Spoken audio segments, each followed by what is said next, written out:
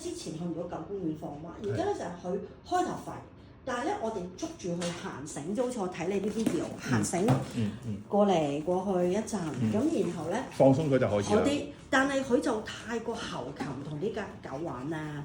緊張反而係好緊張。咁佢其實唔係驚狗，佢只不過係好緊張，見到狗想同佢玩啫。我都分唔到喎。佢吠狗咧有兩個情況，一咧就係太驚狗，太驚狗你放咗繩佢都係驚嘅。第二個情況就係佢太想同狗玩，但係咧你條繩咧，你因為你要拖住佢啊嘛，咁變相咧我哋就會叫做有一個挫折感嘅吠叫，去唔到咁我咪我吠啦，我叫你過嚟啦，咁樣佢咪越嚟越激動咯。去狗公園冇繩嘅情況下，原來佢同狗社交係冇問題嘅，咁佢就一定係挫折感嘅問題啦。同佢出街嘅時候咧，一定唔可以令到佢咁繃緊啦，條繩揸得咁緊啦。佢唔可以太興奮啦，成日壓落條繩度啦，呢個係繩帶俾佢嘅問題嚟嘅。